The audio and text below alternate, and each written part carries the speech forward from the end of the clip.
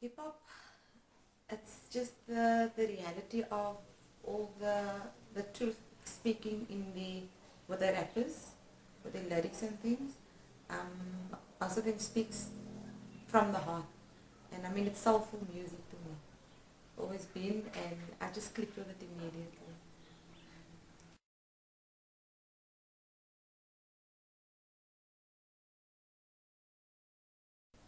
He's got to have skills.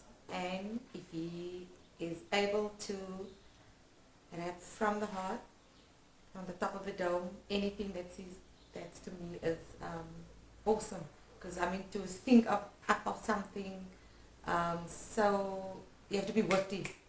And I mean, anybody can write down lyrics and perform, which I also respect. But I mean, to me, it's just I find the MCs that rap just about anything, and it still makes sense at the top of the dome.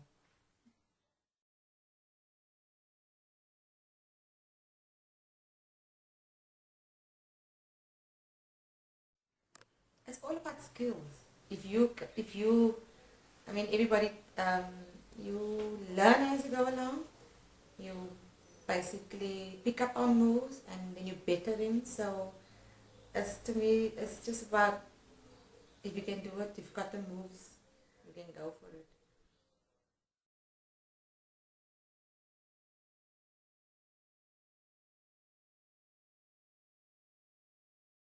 I would say 1991, around about that year, we started going to the base. This was this afternoon matinee club, hip hop slash um, club that we attended every Saturday afternoon. And there they just played hip hop music, and that's when I got hooked. And ever since then, I would say from about 1991.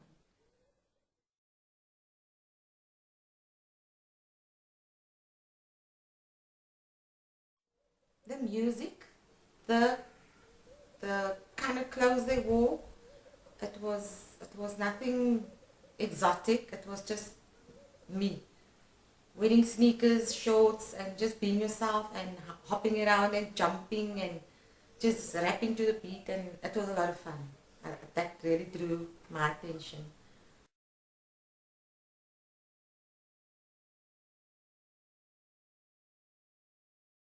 And Salt and Pepper, MC Light, Queen Latifah, and even a lot of Public Enemy, all those um, music that was played in the bass that we got accustomed to.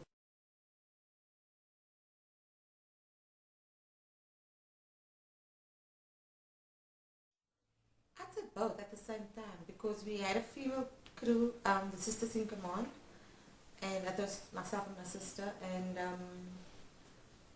we would MC and dance at the same time, and then at a later stage we managed to get a boy crew to do the dancing, the brass monkeys, and that's how we formed. So basically both, I would say, like breakdancing. Actually, the breakdancing came first before we became MCs.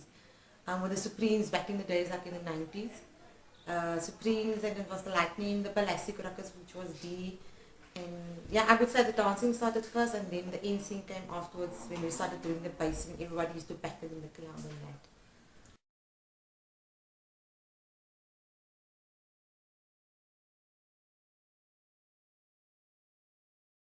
The Yo Girls, before, the Yo Girls was a crew of female breakdancers.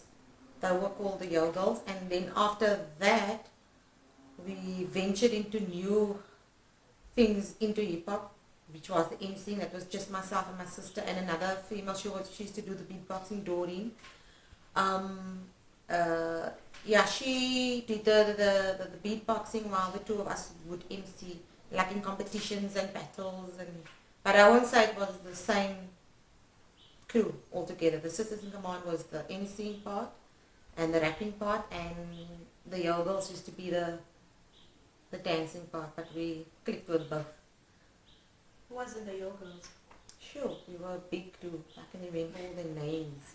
We were like 10 females that used to dance in the bass. And in the bass, everybody used to like form their own little group. And I think we were about 10 years 10 females. Can't remember all the names, but I mean um, it was the Yo Girls, it was the Fly Girls, and it was just everybody had groups. So that's how it came. And what happened to those crews? As time moved on, I think what really happened there, if memory serves me correct, was when the place closed down, the base. It was like not happening. And I mean, everybody moved on their own ways, and after that, I haven't seen or heard from. I mean, I'm still with at least 5 of them, 5 or 6 of them. We're still together, and the others is around, but I just don't see them. But I mean, we're still okay.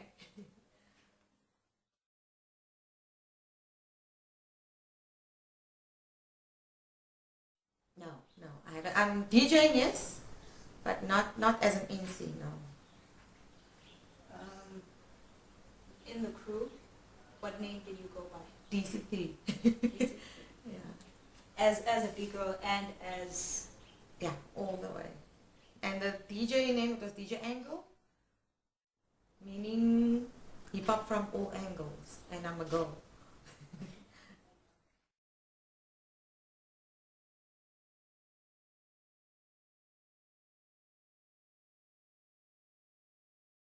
No, from an artist, it was just a personal choice of mine to when myself. Okay, that is now when I started going up with D, and things happened. I became parent quite early, which I don't regret because I love growing up with my kids now. And then I just found that parenting I found it so interesting, and I decided not to do, I mean, still stay with the culture of hip hop, but parenting became more important to me. And that was a choice that I made until my kid was a certain age, and then I started DJing.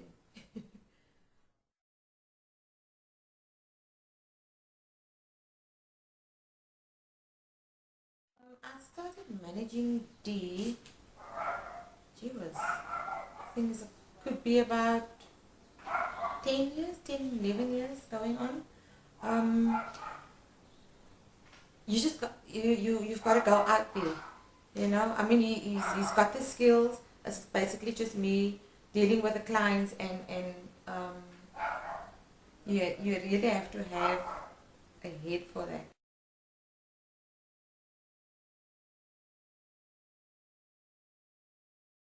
To me, it wasn't about being in the spotlight. It was what I enjoyed doing.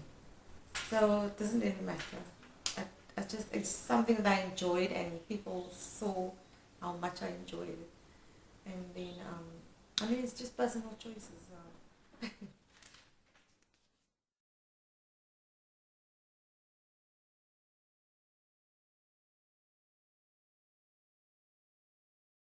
Sisters in Command.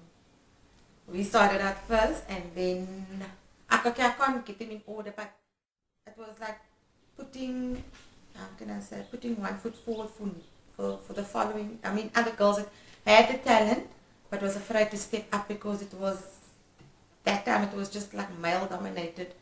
And we thought, if the males can do it, so can we. And after just, what's the word I'm looking for? Um, making that step, making that move, the more girls started forming like little crews. We basically opened the doors to female hip hop artists in Cape Town.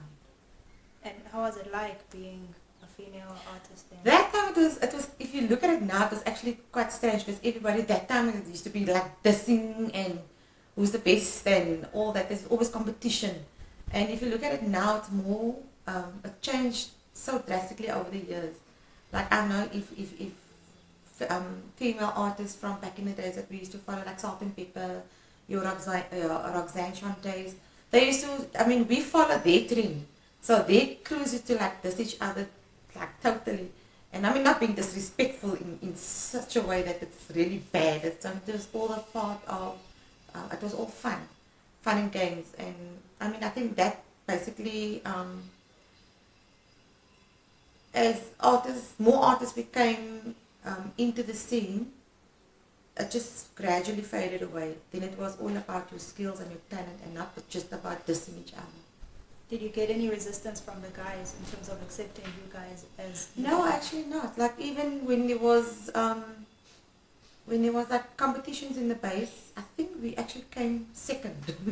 We were the only female crew. I think there was like 10 crews, and then I mean we were openly accepted by the guys. We weren't like doing a male thing because we made it clear. Listen, here, this is a voice speaking, so we women also have voices.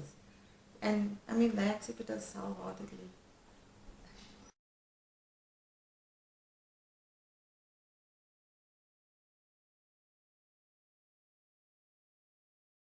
Hip hop has taken off so big. I think it's gonna even go bigger. And I mean, the time when D started playing hip hop music in the clubs, the people would always laugh and say, "What kind of music was this?" And look now, everybody's jumping to whatever he's playing. So it's really taking off, and I see it going even better in the future.